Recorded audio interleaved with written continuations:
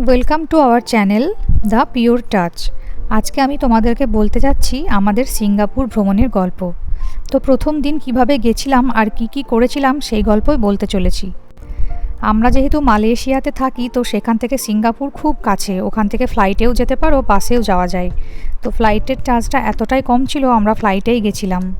Flight charge ছিল মাত্র 80 ringgit Malaysian কারেন্সিতে, যেটা ইন্ডিয়ান রুপিসে হচ্ছে 1600 টাকা। ভাবা যায় 1600 টাকায় সিঙ্গাপুর পৌঁছে যাব। এখানটায় বাসে করেও যাওয়া যায়, ফ্লাইটে করেও যাওয়া যায়।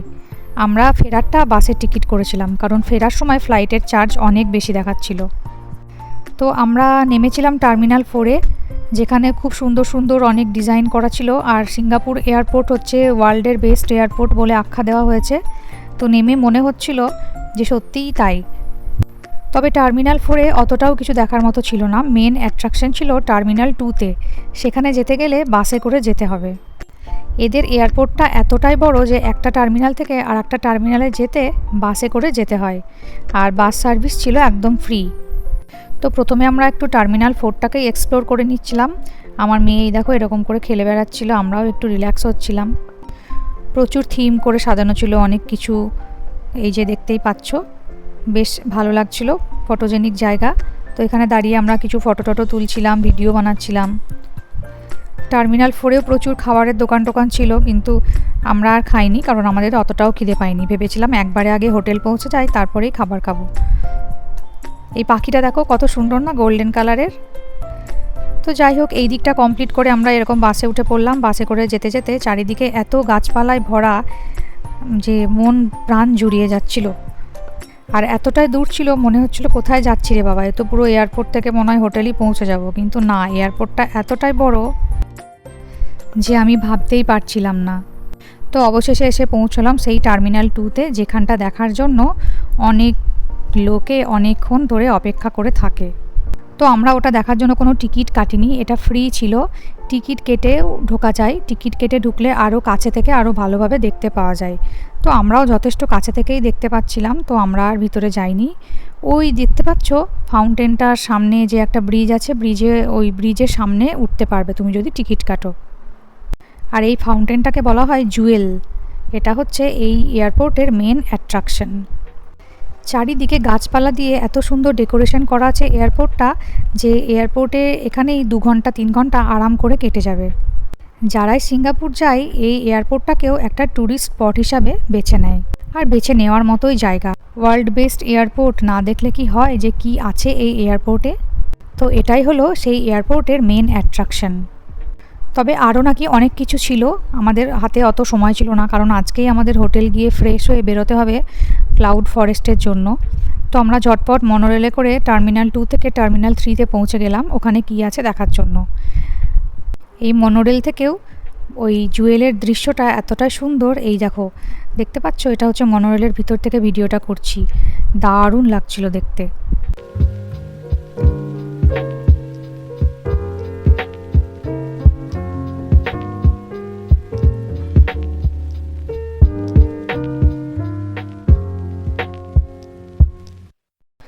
তারপর আমরা আবার মনোরেলে করে টার্মিনাল 1-এও গেছিলাম, মানে পুরো এয়ারপোর্টে যতটুকু কভার করা যায় করে নিয়েছিলাম। এরপর এয়ারপোর্ট থেকে ট্যাক্সি সার্ভিস বুক করে আমরা হোটেলে পৌঁছে গেছিলাম। আমাদের হোটেলটা ছিল সিঙ্গাপুরের কেলাং বলে একটা এরিয়াতে। শোনা যায় এই এরিয়াটা নাকি একটু তাও কম রেটে হোটেল পাওয়া যায়। বাকি তো হোটেলে মানে এত রেট যে হাতই দেওয়া যাবে না। কম বলতে এই হোটেলটারও ভাড়া ছিল প্রায় 5-6 হাজার পার ডে। তাহলে বুঝতে পারছো ভালো লোকেশনে নিতে গেলে কত। ভালো লোকেশনে নিতে গেলে 10,000-এর উপর। তো আমরা মিডিল ক্লাস বাঙালি হয়ে 10,000 পার ডে হোটেলে দিতে খুবই গায়ে লাগবে। আমার একটা ভালো থাকার মতো হোটেল হলেই হলো, থাকতেও পারবো, ঘুরবো ফিরবো, সবই করব। তো এই হোটেলটাও ছোটোর মধ্যে খুব ভালো ছিল, আমার তো বেশ ভালো লেগেছিল। আর নতুন ছিল, দেখেই মনে হচ্ছিল সব কিছু খুব নতুন ছিল হোটেলটা। তো যাই হোক, নিচে আমরা সমস্ত কিছু চেক ইন করে ক্রমশ এগিয়ে যাচ্ছিলাম উপরে ঘরের দিকে। আমাদের ঘরটা ছিল 7 তলায়। এই দেখো চলে এসেছি আমাদের ঘরের সামনে। চলো এবার টুক করে রুম ট্যুরটা সেরে নিই। রুমের মধ্যে সাইজ কত ছিল, রুমের মধ্যে কি কি ছিল সেটাও তোমাদের সাথে শেয়ার করি।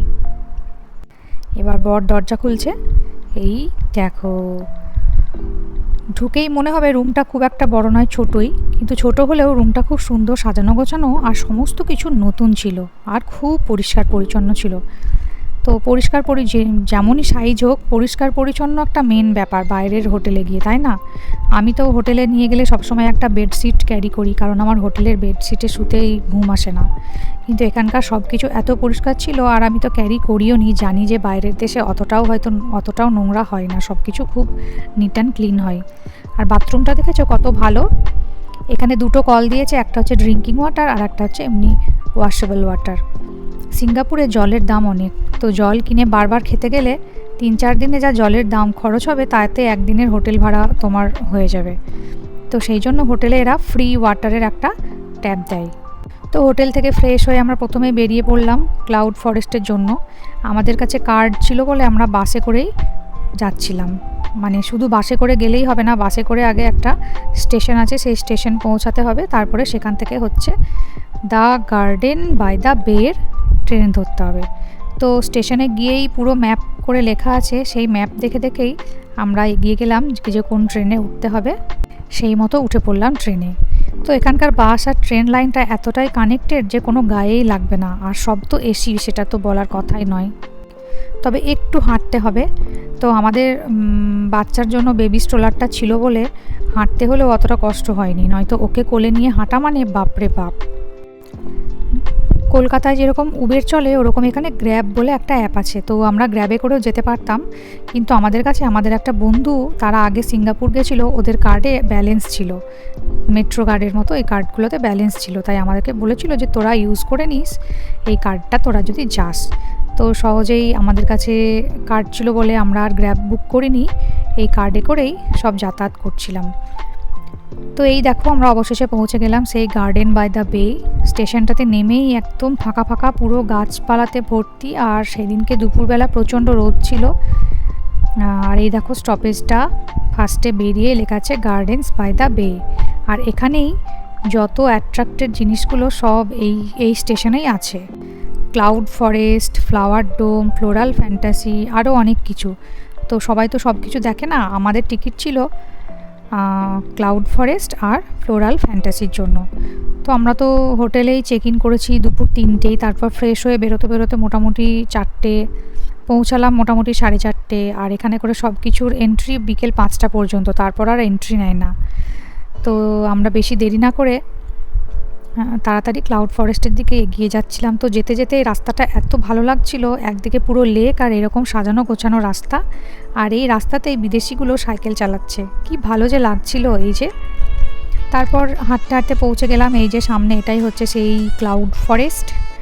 এর মধ্যে ক্লাউড আর ফরেস্ট দিয়ে একদম দারুণ ডেকোরেশন করে একটা ট্যুরিস্ট স্পট। এটা একদমই অন্যরকম অভিজ্ঞতা হয়েছিল এখানে ঢুকে।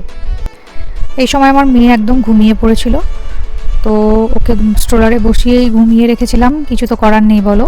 তারপর এই যে এটা শুরু হলো এই ক্লাউড ফরেস্টের এন্ট্রিতেই ফার্স্টেই এরকম একটা মনোমুগ্ধকর দৃশ্য, উপর থেকে এরকম একটা ঝর্ণা লম্বা হয়ে নিচে আসছে। এখানে প্রচুর সবাই ফটো তুলছিল, আমরাও বাদ থাকিনি, আমরাও প্রচুর ফটো তুলেছি। চারিদিকে যেদিকেই তাকাও এত সুন্দর সুন্দর ইউনিক ইউনিক গাছ ডেকোরেশন করা, তার মধ্যে অনেক রকমের ফুল, তার মধ্যে আর্টিফিশিয়াল অনেক হ্যান্ডক্রাফটেড জিনিসপত্র, সমস্ত কিছু মিলিয়ে মিশিয়ে একটা অসাধারণ পরিবেশ। আর এখানে চারিদিক থেকে গরম যাতে না লাগে সেই জন্য একটা ওয়াটার স্প্রে দিচ্ছিল খুব স্মুথভাবে, যেটার জন্য ভিতরটা ঠান্ডা ঠান্ডা ছিল, বেশ আরাম লাগছিল। আর ওই ওয়াটার স্প্রের জন্য ফ্লোরটা ওয়েটই ছিল, মানে খুব ভালো, জুতো না পরে গেলে স্লিপ খেয়ে পড়ে যেতেও পারো কিন্তু।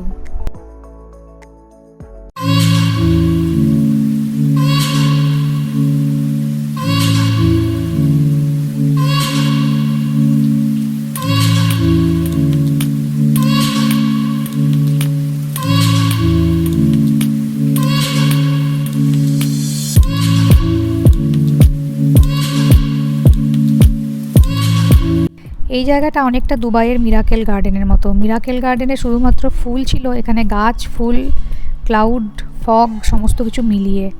এই উপরের ব্রিজটা থেকে এই জায়গাটা দারুণ একটা ভিউ আসছিল, আর এখানটায় দাঁড়িয়েই মনে হচ্ছিল যে কোথায় চলে এসেছি।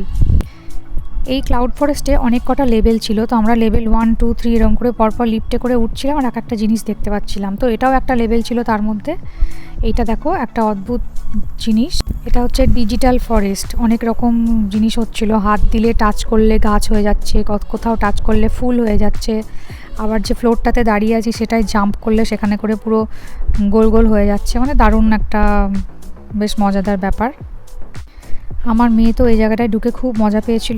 মেনলি এখানটায় যত রকমের প্ল্যান্টস হয় তাদের ফটো দিয়ে নাম লিখে দেখাচ্ছিল এই স্ক্রিনগুলোর মধ্যে, আর সব প্ল্যান্টসগুলো ছিল একদম ইউনিক ইউনিক, নাম না জানা অজানা প্ল্যান্টস।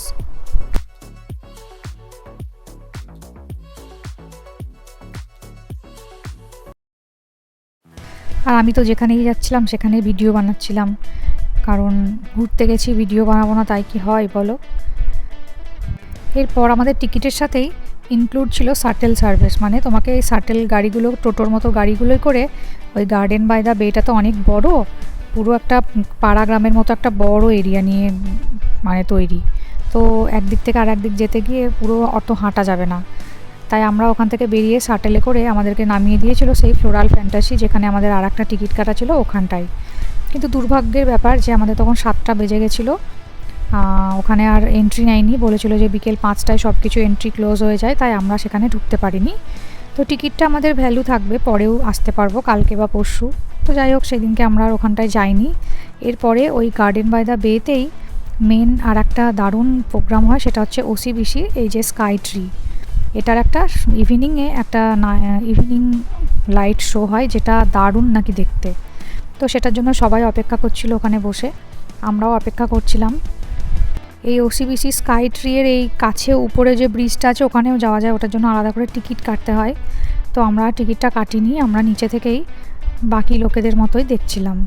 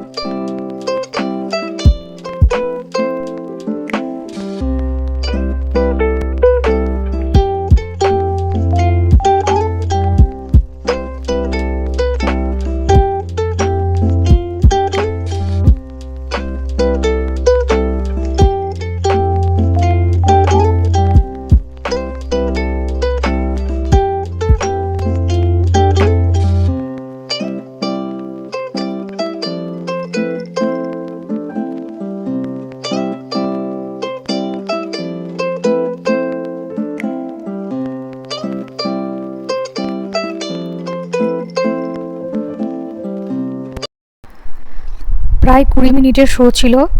এই শোটা দেখতে দেখতে গিয়ে তো দেখছি অনেক লোক মাটিতে পুরো শুয়েই পড়েছে, মানে এতক্ষণ ঘাড় ঘুরিয়ে ওপরে দেখতে হচ্ছিলো যে ঘাড় ব্যথা হয়ে যাচ্ছিল।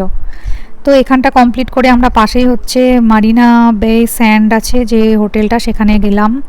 ওটার মধ্যে যে শপিং মলটা সেটা খুবই সুন্দর ছিল, একটা এরকম জায়গা করা ছিল, ওটাও একটা দেখার মতো জায়গা। ওর হোটেলটার বাইরে এরকম ভালো হ্যাপেনিং প্লেস ছিল, যেখানে পার্টি হচ্ছিল, গান টান হচ্ছিল, অনেকে ড্রিঙ্কস করছিল। তো আমরা চারিদিকে চত্বরটা ভালোভাবে ঘুরছিলাম, সন্ধেবেলা বেশ ভালোই লাগছিলো, এত লাইটিং। তারপরে শুনলাম এর সামনেই নাকি একটা ফাউন্টেন শো হয়, দুবার হয়, একটা হচ্ছে 7:40 আর একবার একটা 8:40, ওই 1 ঘন্টা অন্তর দুবারই হয়। আর শোটা হচ্ছে প্রায় 30 মিনিটের।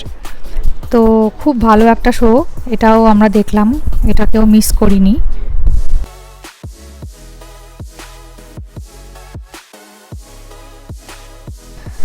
তো তো এটা হতে হতেই আমরা সব খুব টায়ার্ড হয়ে গেছিলাম, কারণ আজকেই আমাদের ফ্লাইট ছিল, আজকেই আমরা এখানে পৌঁছেছি, তারপরে এত কিছু দেখেছি, ঘুরেছি, শরীর আর দিচ্ছিল না। এখান থেকে এটা দেখে আজকের দিনটা কমপ্লিট করে বাইরে খাবার খেয়ে আমরা হোটেলে পৌঁছে গেছিলাম। তো এভাবেই আমাদের ডে 1 সিঙ্গাপুরে কেটেছিল। তোমাদেরকে একটা কথা বলে দিই, সিঙ্গাপুরে যে কোনো কিছু দেখার জন্য টিকিট আগে থেকে বুক করে নেওয়াই ভালো।